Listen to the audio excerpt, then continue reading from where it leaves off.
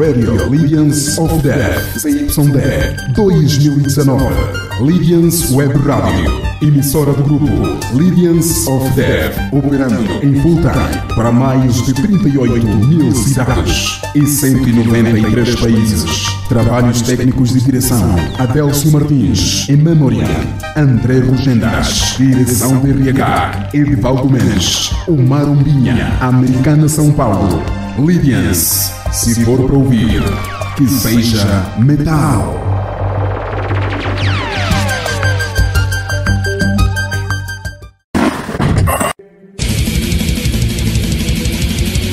Olá, Redbang, estamos começando mais uma edição de Legends of Death, hoje edição número 179. Hoje no programa Morcroft. Se é para ser, que seja do mal. Se é para ouvir, que seja metal. Legends of Death. Entrevistas, dicas, um papo sobre o som que consome sua vida.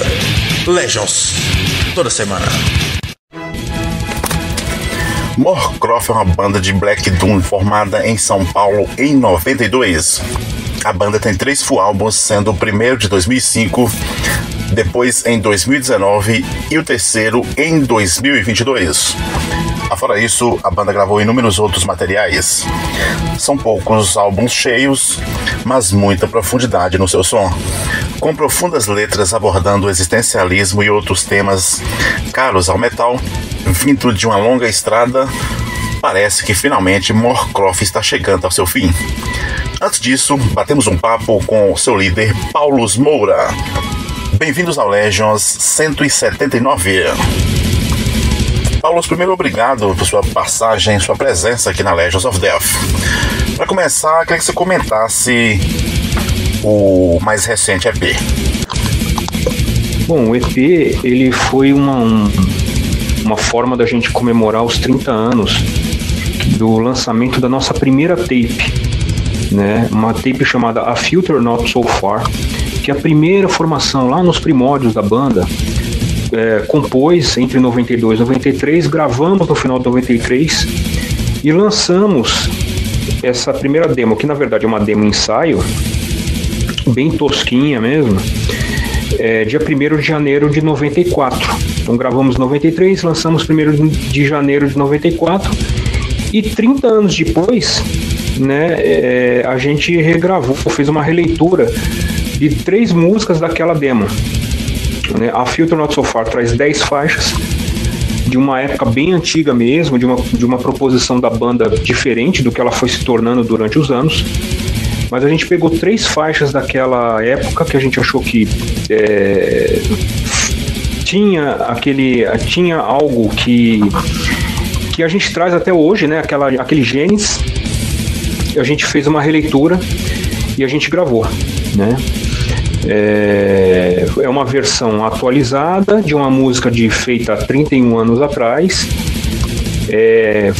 O CD, o EP, também saiu em homenagem ao Ludwig, que faleceu em 2022 e era fã daquelas músicas, né, daquele período da banda.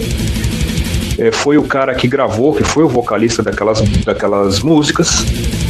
E é isso, não tem nada assim de especial, a não ser que se considere o primeiro marco que a Morcroft teve em sua jornada, né? A primeira tape que lançou, que zines fizeram resenhas, que renderam algumas entrevistas, que foi difundido no underground.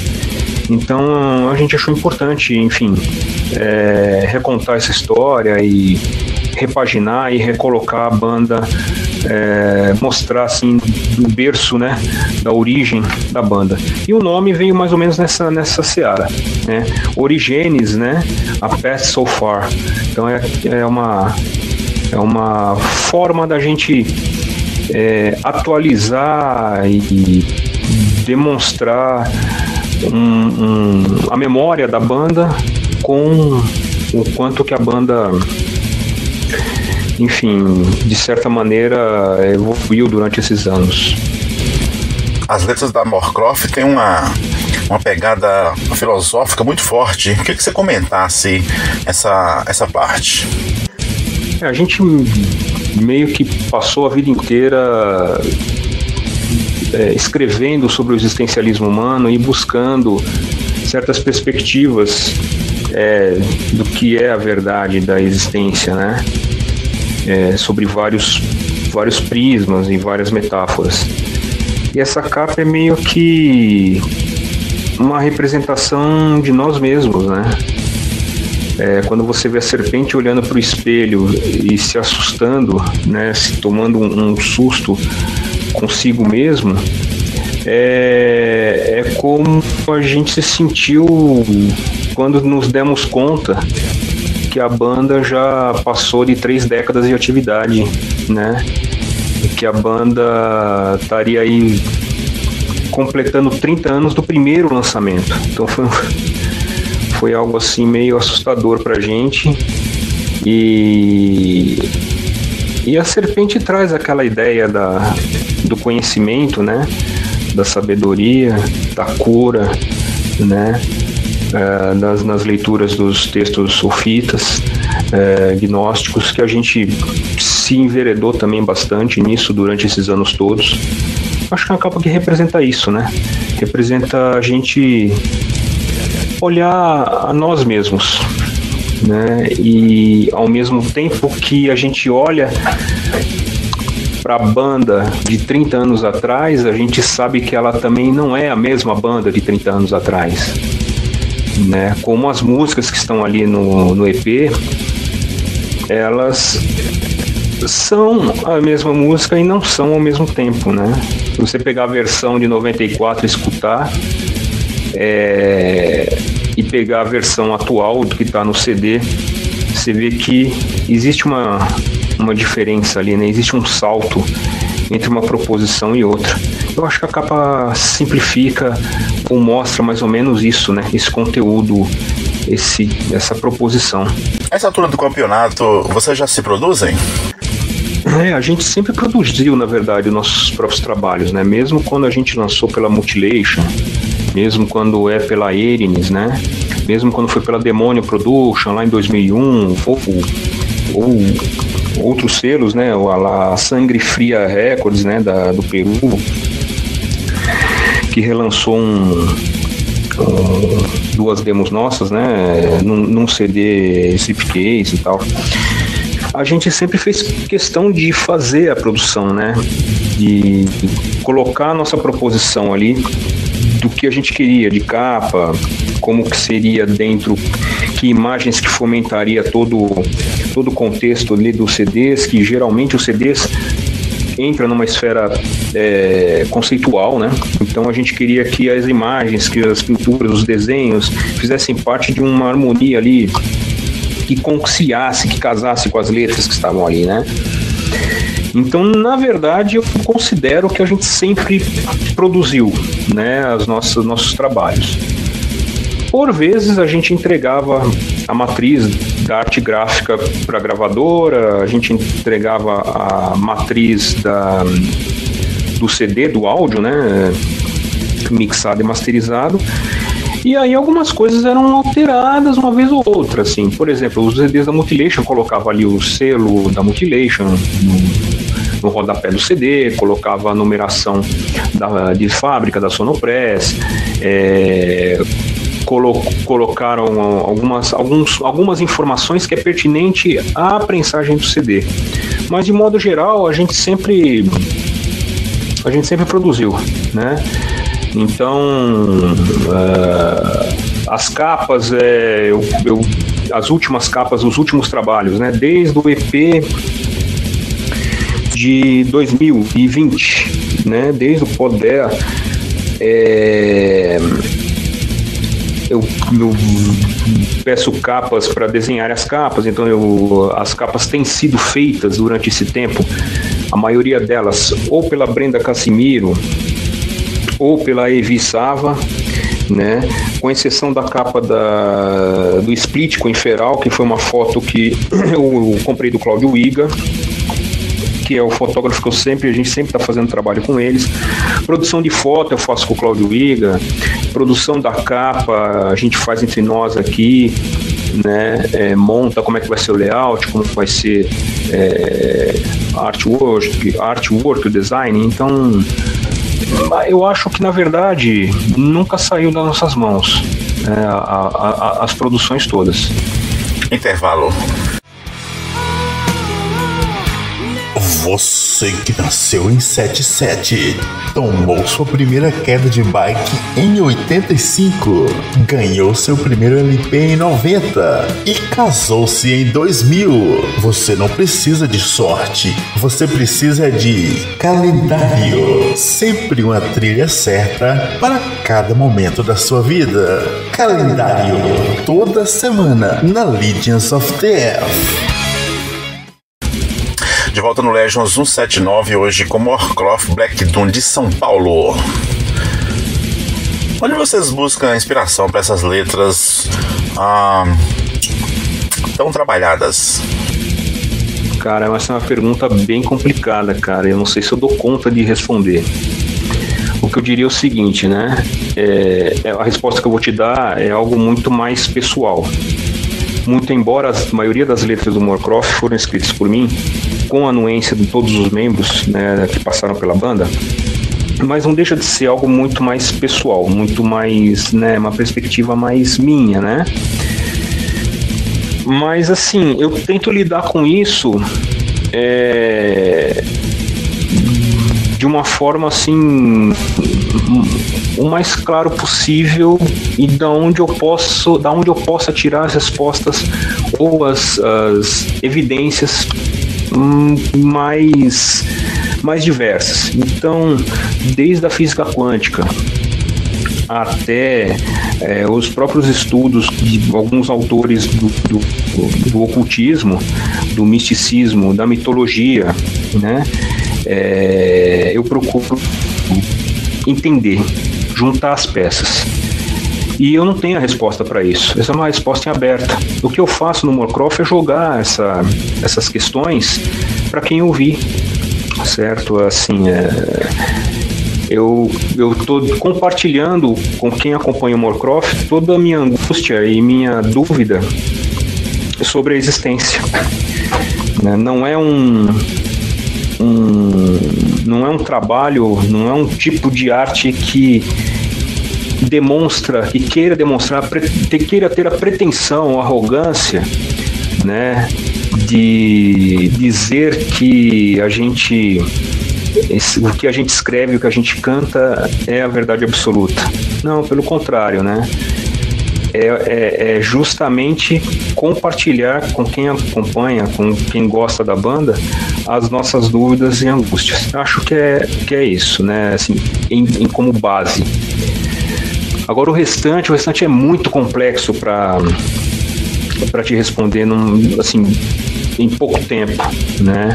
Você falar de Deus, você falar de universo, você falar de filosofias que vão de encontro umas com as outras, né, que são antagônicas, requer assim uma resposta muito mais refinada, que demoraria muito mais tempo, né? Mas de qualquer maneira, enfim, a gente está sempre aberto para entender e estudar esses fenômenos todos, né? Inclusive, sei lá, de ufologia também, que eu gosto bastante de entender, de buscar ir atrás, entender, e, enfim. Acho que a banda, ela acaba colocando um pouco de tudo que tá Legion of Death. Palpável, assim, pra gente ter como um ponto inicial para entender essa coisa toda.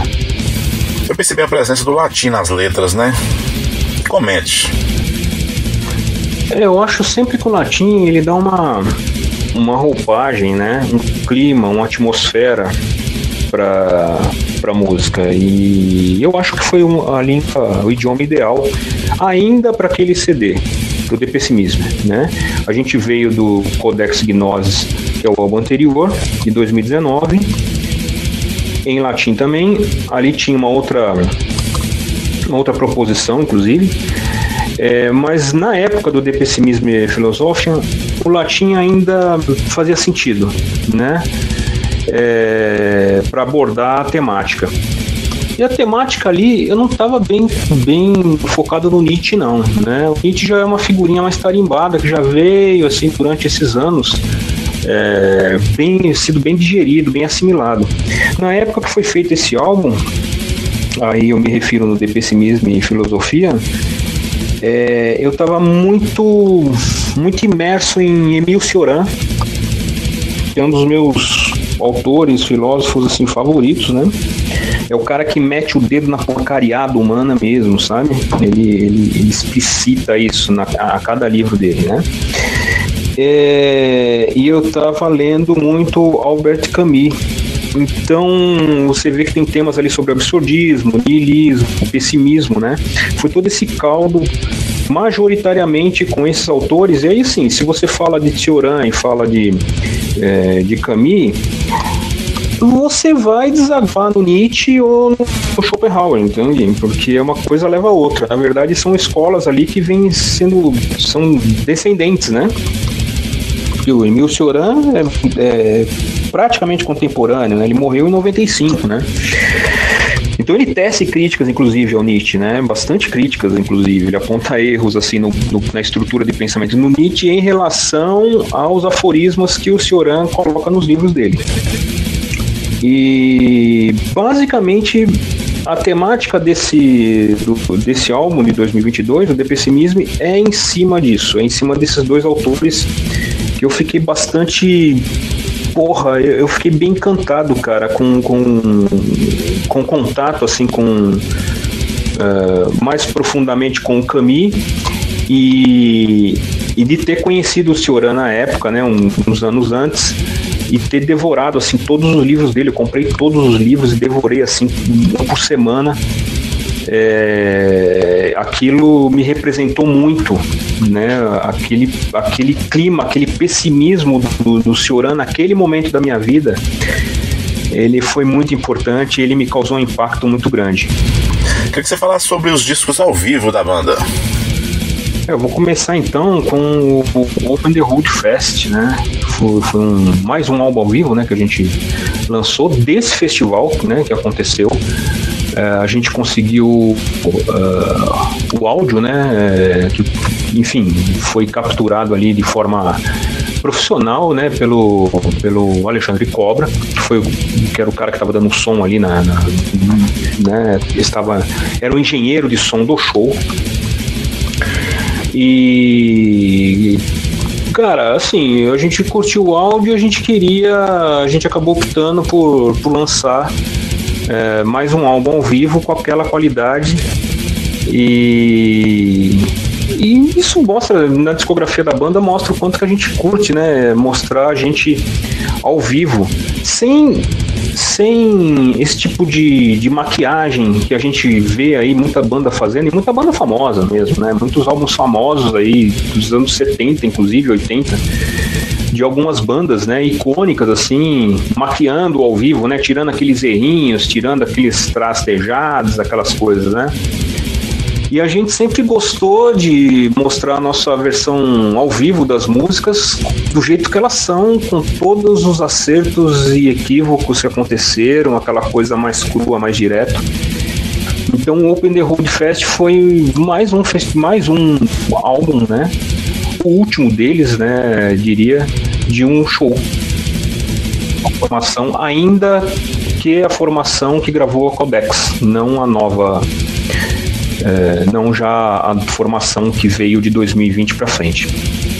Quanto ao Dark Live Sessions, foi um programa da Dark Rádio que a gente fez parte ali, a gente foi entrevistado, e na época esse programa era feito no KW Home Studio, que era o estúdio onde a gente ensaiava, que é o estúdio do Dog, né, do Tenebrário.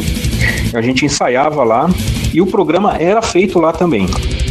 Em um dos programas, assim, depois de um tempo, depois de algumas edições, a gente participou desse programa. E esse programa era como que ele era feito, né? Se fazia entrevista com a banda e a banda passava o som ali na hora, né? E esse som era trabalhado, era masterizado, enfim, era tratado pelo Dog, que gerava um CD coletânea das bandas que passavam pelo programa. E a gente teve acesso a esses sons que a gente tocou no programa, e a gente também quis lançar. Aí, claro, não é um show, mas também é uma forma crua dos sons, né? Uma coisa que a gente deixa claro, né? Na nossa discografia, o que é feito em estúdio, que é aquela coisa mais lapidada, uma coisa mais limpa, até mais nítida, cheio de toques e efeitos e medidas de grave, médio, agudos e efeitos e plugins e tudo mais. E os sons ao vivo ou de ensaio, aquela coisa que a gente quer mostrar mesmo, que a gente tá assim, a gente é uma banda amadora de garagem, de fazer o som acontecer dali, né, ao vivo, da forma mais crua possível, sem maquiagem. Então essa na verdade, a proposta, é a fórmula que a gente usa para mostrar como que é nosso ao vivo, nossas versões ao vivo, né? E por fim, você perguntou um outro EP que a gente lançou em 2020, que chama Quod Equis Auratus. É um EP que a banda desmanchou em 2019. Assim, a gente lançou o Codex Gnosis Apócrifo. A banda estava desgastada, aquela formação, e não estava rendendo, estava assim, tinha membros que estavam com problemas pessoais que tinham que resolver, tinha outros caras que estavam se desgastando mesmo com a rotina de anos ali com a banda, né, de ensaiar, de fazer show, de compor, de gravar. Então chegou uma hora que aquilo tudo explodiu, veio à tona. E eu acabei ficando com a banda. E nessas eu quis lançar algo já com a nova formação. Foi quando surgiu esse CD. Então são 3 sons, uma intro, né? E mais 2 sons foram compostos aí no meio da pandemia. Então a pandemia também serviu aliás, a pandemia serviu não, o CD, a gente gravando esse CD em casa, no home studio, né, a gente suportar esse lance do isolamento social que teve, né, então esse CD nasceu no meio esse EP nasceu no meio desse caos em 2020 e 2021 ele foi lançado em físico, em 2020 foi para a plataforma digital. Em 2021 teve um pool de gravadoras que lançou, né? Que lançou o EP, dos quais essas gravadoras, assim, sou imensamente agradecidos a elas. Eu tenho até que citá-las, certo? A Black Heart Records, a Cangaço, que foi o Chris da Cangaço que agitou que reuniu essas gravadoras todas, a Covil Records, a Hell Productions, a Impaled Records, Voz da Morte, Totem e a Vômito Sangrento. Então essas gravadoras fizeram essa união toda e lançaram esse EP, e na versão física ela traz o EP ao vivo, né? O Open the Road Fest vem ao vivo nesse EP. Intervalo. Você sabia que o heavy metal tem uma forte relação com a música clássica? Sim, você sabia porque um headbanger bem informado sabe disso. O verdadeiro banger sabe da importância da origem de tudo. E a Lydians Web Rádio se liga nisso e toca 1 hora dos maiores nomes do gênero nu. Sempre aos fins de semana na Lydians of Death.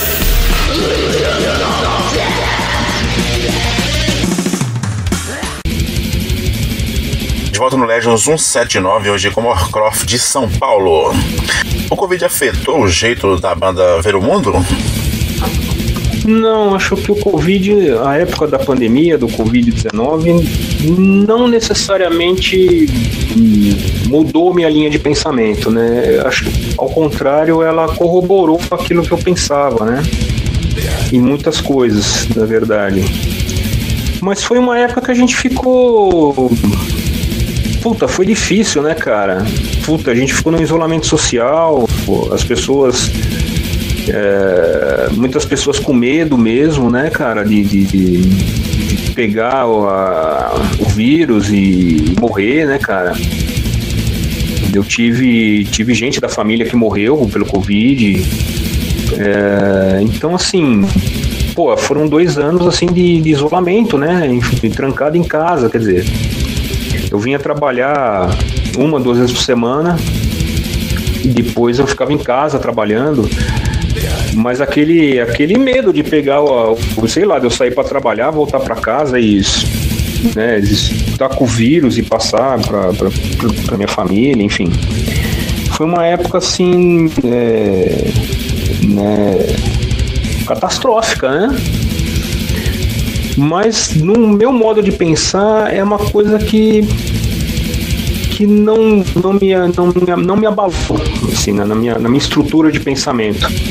Mas foi uma época em que a gente mudou muito o comportamento, né?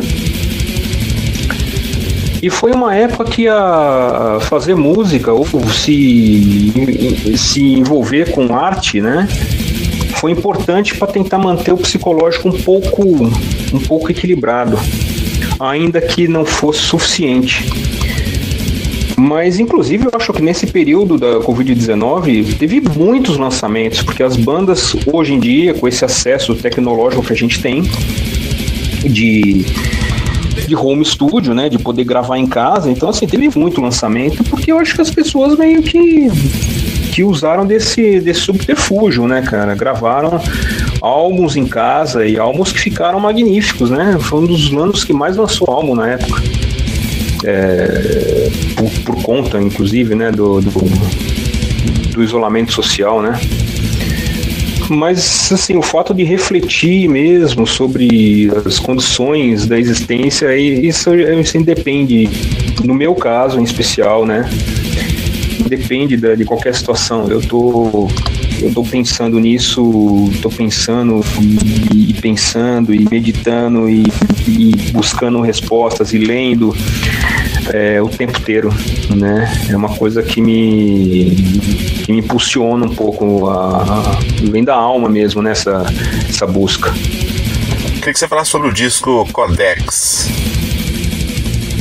Então, o nome completo do álbum é Codex Gnosis Apócrifo, né, Arcanum Verba Revelatio, né?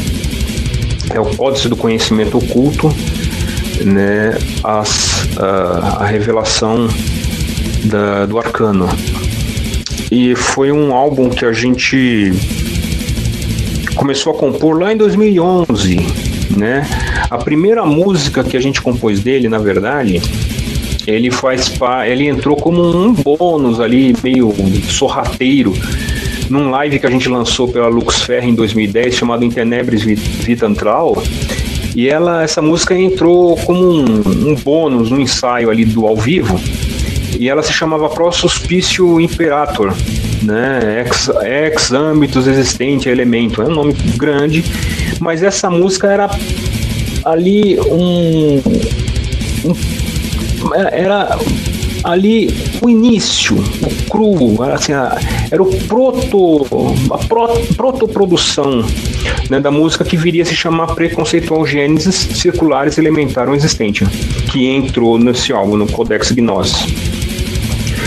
Mas a maioria das músicas desse álbum a gente compôs a partir de 2011. E a gente ficou praticamente 7, 8 anos compondo. Foi um desgaste do caralho compor todas essas músicas, e a gravação foi bem estressante. Então, assim, foi um álbum que nasceu assim de dor e sofrimento, cara. Assim, a parte, e eu não digo assim a parte nem de sentir o sentimento da letra, do feeling da letra, né? Foi materializar esse CD, esse álbum, foi um negócio muito sofrido, tá ligado?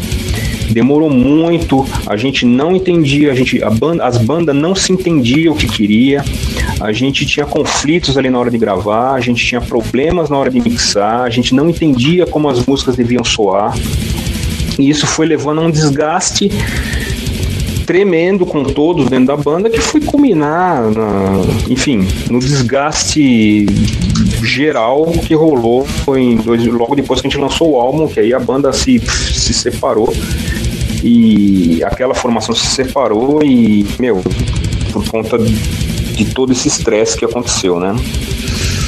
Mas é um álbum, assim, não é o meu predileto do Moorcroft, né? Por todas essas questões, mas é um álbum que tem o seu protagonismo no sentido técnico, né? Tem músicas bem feitas, música bem estruturada, tem um trabalho de harmonização das cordas, tem andamento, tem ritmo ali, bem trabalhado, bem feito, né? O álbum tem as suas virtudes, eu diria. Não é um álbum assim que me traz boas recordações. Eu nem sei se esse álbum possa um dia ter um relançamento, né? Acho que foi uma coisa única que a gente fez, inclusive, né? É o único álbum que a gente... É o primeiro e único álbum que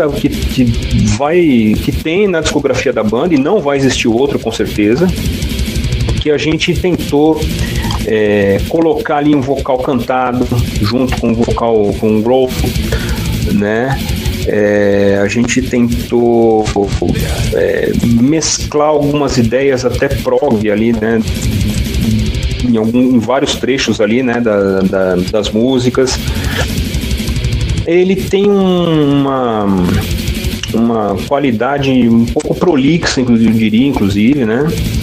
Mais do que o normal, mais do que nos demais trabalhos, né, do Moorcroft. Mas é um bom álbum, né?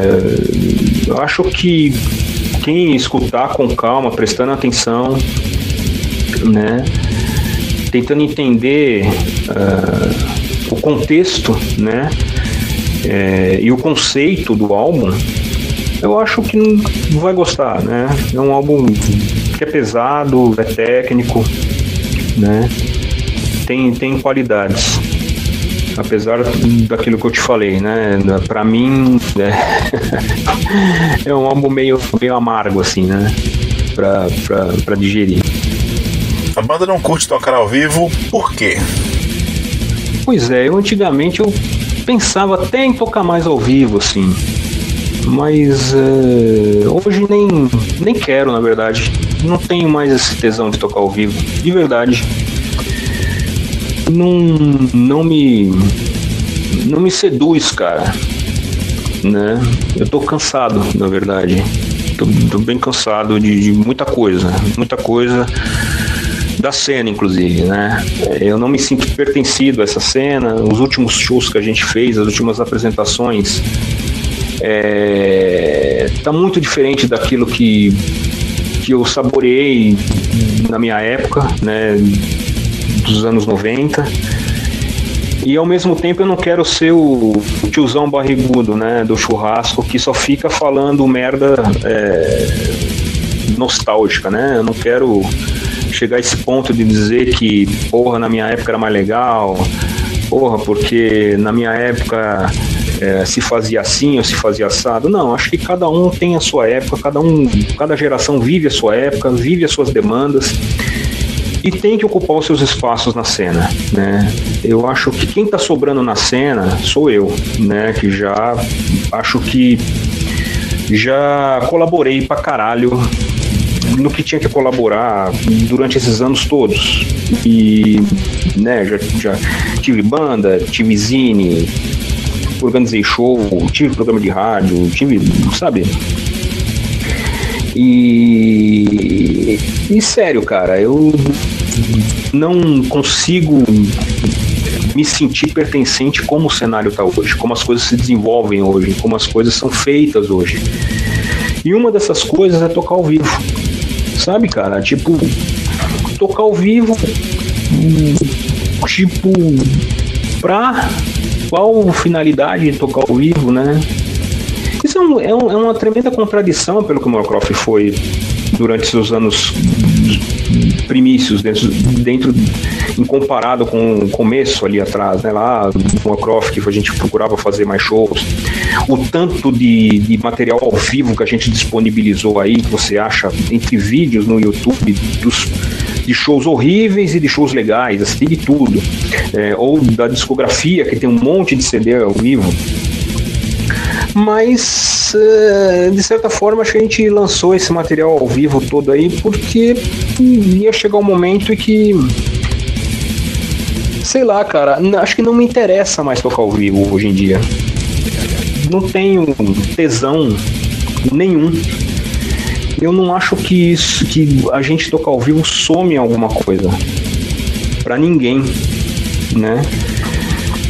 Então, assim, quando pinta um convite pra gente tocar, se a gente tiver de boa, se a gente tiver afim, se a banda tiver ensaiada, se a banda tiver afim de ensaiar pra tocar e encarar e no palco, aí a gente faz, né? Numa ocasião bacana, né? Numa ocasião mais legal. Aí tudo bem, cara, mas de resto, bicho, fazer show assim, sei lá, sobretudo aqui em São Paulo, né? O pessoal tá de saco cheio de ver nossa cara aqui tocando, né? A gente só tocou em São Paulo praticamente, então assim, não tem um motivo que me leve a achar que a gente tem necessidade de tocar ao vivo hoje em dia. Sei lá, acho que não, muita coisa perdeu sentido pra mim. Intervalo.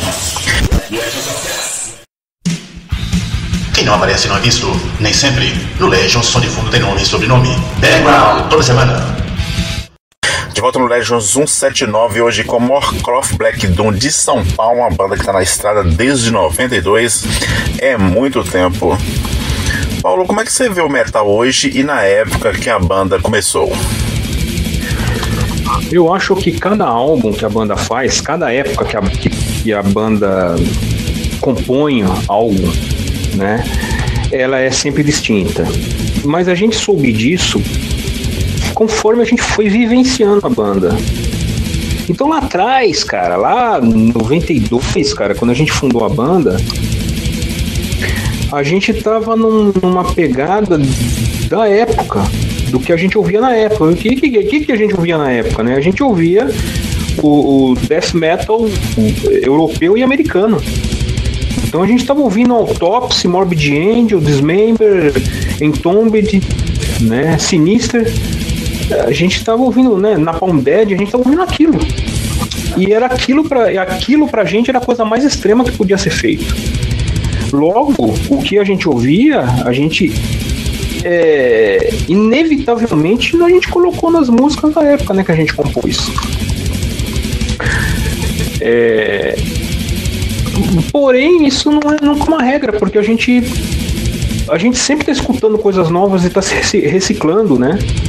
E a gente está se influenciando pelo mundo, pelas pessoas que te cercam, pelas bandas que você ouve, por tudo que você faz, né?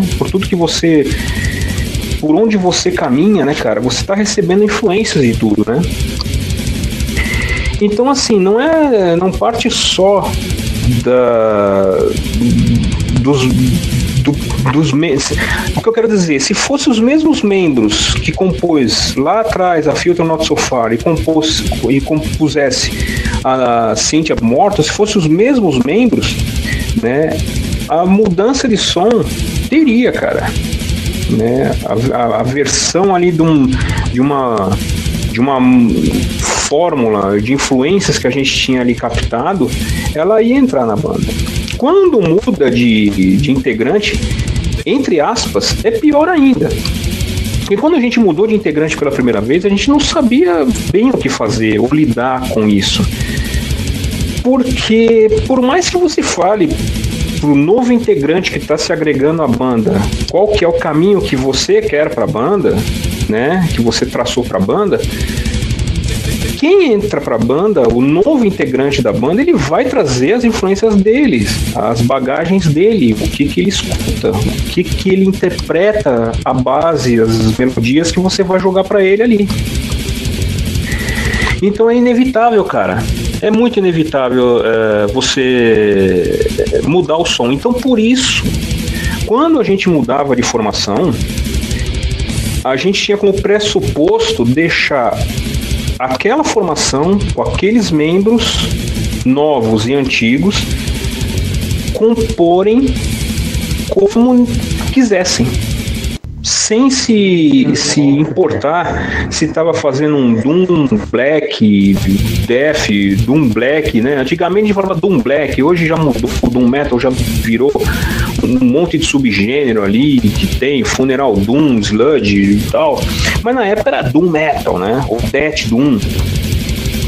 E a gente começou a fazer música com cada formação, com que cada um trazia de si, de suas influências, porque a intenção era fazer a música de forma honesta, de forma íntegra, né, de forma original, né, mostrando um pouco o DNA de cada músico que estava ali. Então, caras, é meio que muito evidente isso pegando a discografia do Moorcroft, né? Cada disco que você pegar, não digo nem o demo, nem os EPs, nada disso. Se você pegar os álbuns, né? Ou se você pegar o Machete Abriar, se você pegar o Codex e pegar o The Pessimism, esses 3 álbuns, você já vai ver uma diferença grande entre um para outro, né? Musicalmente, talvez, ou num trabalho mais assim de harmonia, arranjo e compasso, mas ao mesmo tempo que você vê diferenças, né? Você sabe que é o Moorcroft que está tocando porque tem uma essência ali que está baseado na própria temática da banda. Então eu acho que nesse ponto, né, o Moorcroft não deixa de ser Moorcroft, né? Ele continua essencialmente a mesma banda, né? Espiritualmente, eu diria, na alma ali, no âmago do Moorcroft está ali as questões que a gente sempre procurou, né, presentes, né, nas letras ou na estrutura musical. Mas aí tem mudanças de alguma fórmula diferente dos músicos que participaram naqueles períodos, determinados períodos que a gente compôs, gravou, enfim, e lançou cada material. De onde veio o nome Moorcroft?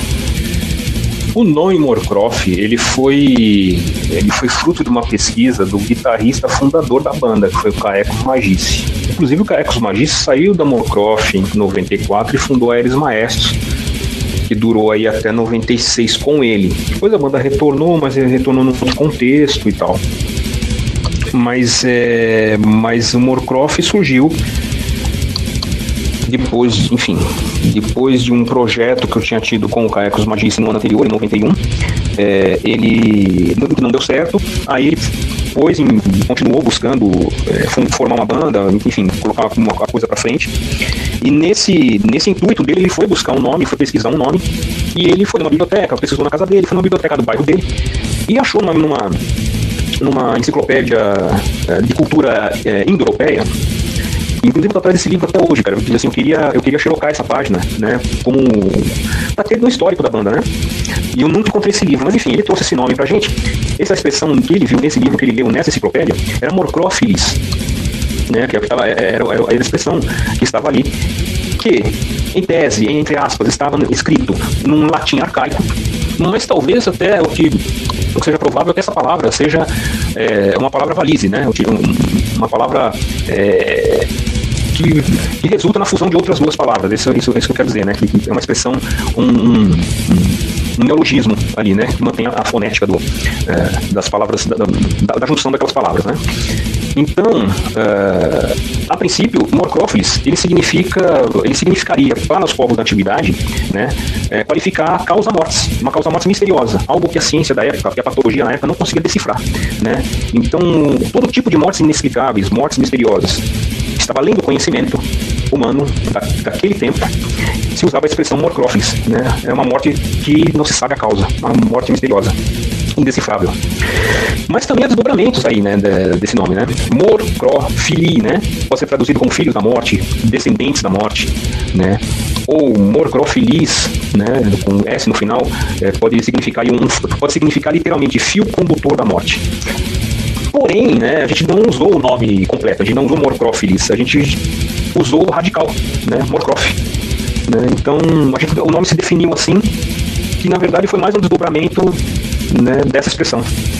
Mas a gente leva à frente o significado do nome, apesar de ser um nome que, honestamente, eu nem acho assim um nome interessante, até acho o nome feio, mas ele simplifica muito bem a temática e a temática filosófica da banda, né?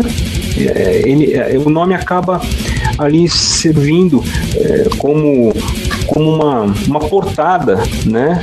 Como um portal para aquilo tudo que a banda falou e trata liricamente durante todos esses anos aí de atividade. Paulo, agora 2 perguntas em uma, né? Os Stones estão aí há 1 milhão de anos, né? E não querem parar, nem pensam em parar. Por que o Morcroft queria parar? A outra pergunta: o metal não está se renovando, né? Ele corre o risco de morrer? Eu acho que tudo tem início, tem meio, tem fim, cara. Sabe? Tipo, eu acho que tudo ao longo da existência, ela no final, ela tá fadada ao fracasso e a corrupção, e ao corrompimento, né? O Morcroft, quando surgiu, ele tinha uma finalidade de expressar muitas coisas, das quais hoje já não há necessidade, cara. A banda passou as mensagens que tinha que passar, marcou enfim, a sua ideia, a sua ideologia, o que pensa sobre tudo, sobre cena, sobre enfim, tudo está condensado em toda a obra que a banda fez, né, durante esse tempo todo. Então, eu acho que a gente tem que saber a hora de parar, cara. E eu acho que a hora tá chegando, né?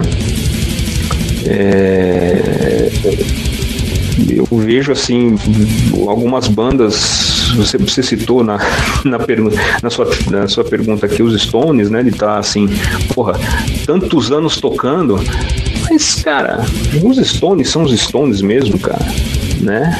Ainda hoje, né? Será, cara, né? Tipo, eles vivem disso, né? Eles são profissionais e eles tocam as mesmas músicas há 50 anos. E eu não sou profissional, cara. Eu sou um músico que faço por amar o metal, por amar uma cena que eu vivi lá atrás, mas que não tem nada a ver comigo hoje em dia.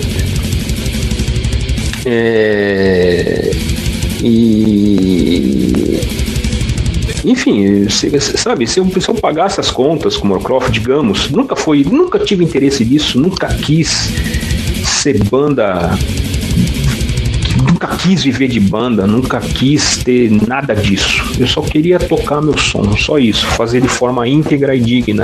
É isso que eu quis a vida inteira. E é assim que o Morcroft vai acabar, né?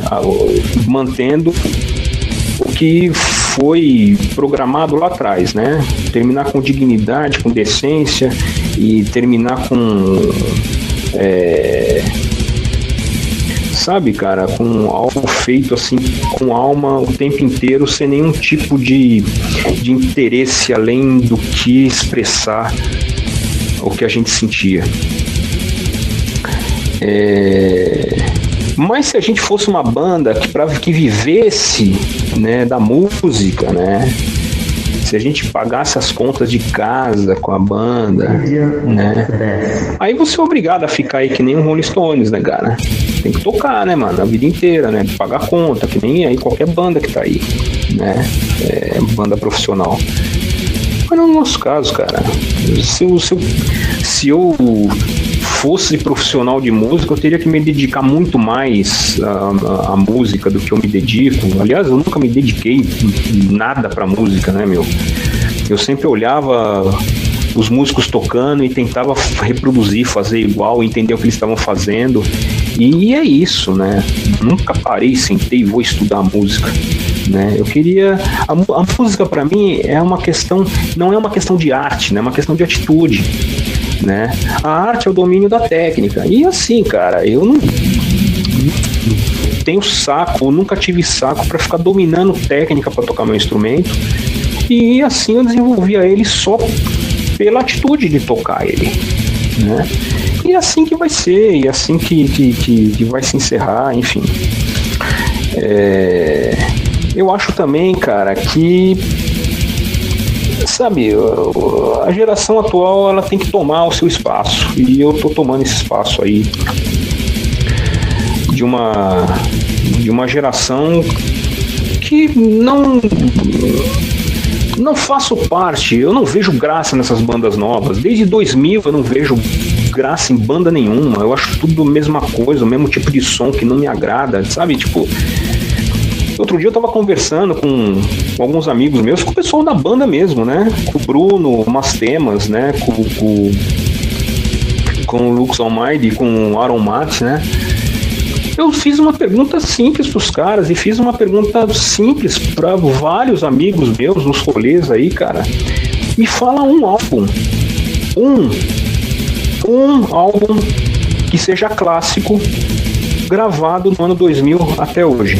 Gravou lá no ano 2000 e você hoje, em 2024, você olha pra lá e fala assim, porra, esse álbum aqui de 2000 é clássico. É tanto clássico quanto o Black Sabbath, é tão clássico quanto o Worship Hymn, é tão clássico quanto o Altar of Madness, é tão clássico quanto o Tale of Creation do Candlemass. O que mais? É tão clássico quanto o Tri-Might Contract do Rotten Christ, né? Um álbum, cara, eu quero que fale que tem uma envergadura de clássico que tenha esses álbuns, cara. E eu falei aqui, eu não citei nem Judas Priest, não citei o Wasp, não citei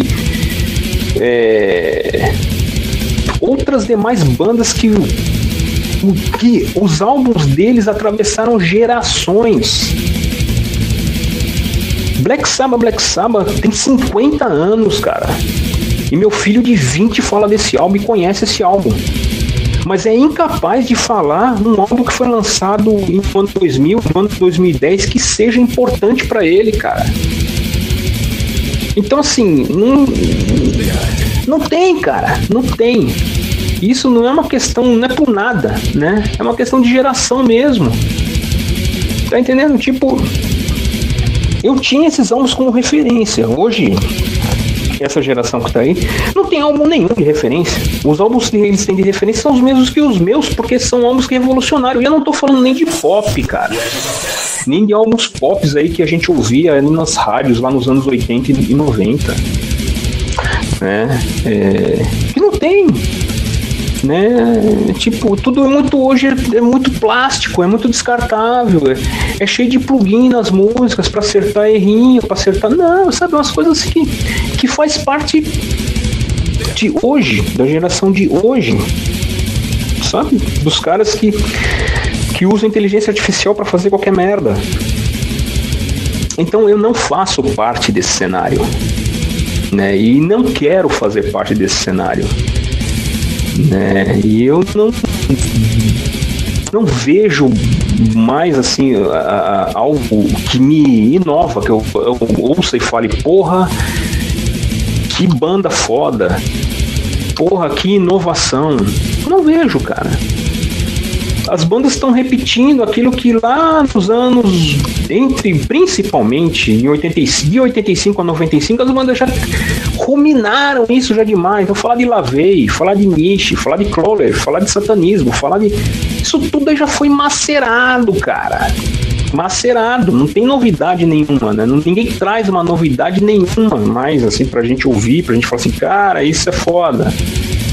É a mesma fórmula se repetindo, assim, paulatinamente, todos os anos, e umas bandas fazendo, assim, aí estourando no sucesso, muitas vezes na gringa, fazendo coisas que realmente eu não vejo o menor sentido. Então, assim, cara, quando você chega nesse ponto, né, é a hora que você fala, cara, eu tenho que parar. Não me pertence mais esse cenário, cara. Né? A banda não vai entrar nesse circuito, cara. Entendeu? Vamos encerrar as atividades e deixa os jovens tomar conta, porque a demanda deles é essa. E ninguém vai parar isso, assim como ninguém parou a gente nos anos 80 e 90. Isso é geracional. Entende? Então, cara, acho que é isso. Meio que um desabafo, não sei. Tá aí, desabafo pesado, né? E bota desabafo nisso, hein? Chegando ao fim do Legends 179, hoje com Morcroft e Paulo Moura. Paulo, suas palavras finais. Pô, é isso aí, meu velho. Muito obrigado mais uma vez, né? Por você abrir espaço, né, no teu programa pra gente. Pô, é uma honra. Obrigado mesmo. E é isso, cara. Realmente a gente... Eu preciso parar. Eu preciso sair de cena. Entendeu? Outro dia eu tava conversando com o Dunga, do Mausoléu, cara. E a gente tava com esse papo de velho, entende? Tipo, não cola mais muitas coisas, sabe, Adelcio? Não cola, não tem mais sentido pra gente querer bater de frente com um jovem aí, com a cena que tá aí, com os jovens que estão aí, né? É inevitável, tem que dar espaço pros caras, né? E se eu for ficar, né, nesse cenário, eu vou ser o tiozão chato do churrasco, que vai ficar sendo aquele saudosista chato pra caralho, que só fica falando sabe, na minha época eu mandava carta com cola em cima do selo, na minha época eu trocava demo, e hoje em dia não tem isso mais, cara. Né? Hoje em dia as bandas pulam etapas, cara. O baixista do Êxodos falou com muita propriedade, claro que em outros termos ele falou, dos quais esses termos nem também concordo 100% com ele, mas ele deixou claro ali, sabe? Tipo, eu não sou mais músico, eu sou vendedor de camiseta. Porque é isso, cara. Entendeu? As bandas não tem mais... hoje em dia, a dinâmica das bandas é muito diferente. Entendeu? Tipo... Antigamente a banda era criada, gravava uma demo, ia atrás de uma gravadora, a gravadora contratava e lançava um álbum, esse álbum vendia, ele ia tocar, ele ganhava tocando e tal. Hoje não, cara. Pra que eu vou sair de casa? Sério, cara, de verdade. Eu fiz um monte de show na minha vida, cara. E, mano, eu vou sair de casa, né? Deixar minha mulher mais uma vez pra tocar, né? Ao invés de ficar com ela, com a minha mulher, com meus filhos, ficar em casa, de boa, né? Cara, vou sair pra tocar pra quê? Pra 50 pessoas, bicho? Pra 70? Sabe? Maior respeito pra quem vai nos shows. Mas assim, cara, essas mesmas 50 pessoas vão em todos os shows, porque não tem gente que vai pra show nenhum. A geração mais jovem que tá aí, cara, elas assistem o show pela internet, meu amigo. Elas não vão mais ter a experiência que a gente teve de ir pra show, de comprar material ali, underground, ali que tá sendo vendido aí na mão da própria banda. Entendeu? Não tem. Ninguém compra mais CD, cara. Ninguém compra mais nada. Compra camiseta. É o que o cara do Êxodos falou. O Jason falou. Né? Eu sou vendedor de camiseta, porque é camiseta que vende, cara.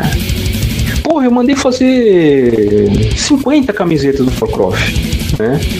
As 50 camisetas vende, cara. Os CDs ficam encalhados. Porque é isso. A geração que a gente tem hoje, cara, ela é uma geração que consome esse tipo de coisa. Não tem sentido pro meu filho comprar CD. Meu filho tem 20 4 anos, um caçula. O que toca comigo tem 24 anos. Ele não vê sentido comprar CD, cara. Nem vinil. Pra ele, na cabeça dele, não entra isso. Ele usa o Spotify, sabe? Ele usa o Spotify pagando R$10 por mês, sei lá quanto que ele paga. E aí ele tem a discografia inteira da banda que ele quer ouvir. E ele vai lá simplesmente compra a camiseta da banda, cara. Isso era impensável na nossa época. A gente, na nossa época, tinha que comprar o CD da banda, conhecer muito bem a banda para você ousar ter a camiseta dela. Então, assim, isso é só um pequeno exemplo de como o comportamento da cena mudou, cara, sabe? E a gente não consegue, não pode ir contra isso, porque isso é uma demanda natural. Assim como a gente lá atrás, a gente teve esse mesmo choque de geração com a pauleiragem velha do rock ali dos anos 70. Né? Então é isso, cara. Eu acho que, cara, a gente chegou até o ponto limite que a gente podia, a mensagem já foi passada. No primeiro momento até eu falei pro Dunga, eu falei, pô, você vai acabar com o mausoléu mesmo? Ele falou, cara, e isso ficou muito na minha cabeça, sabe? Eu já vinha pensando nisso bastante.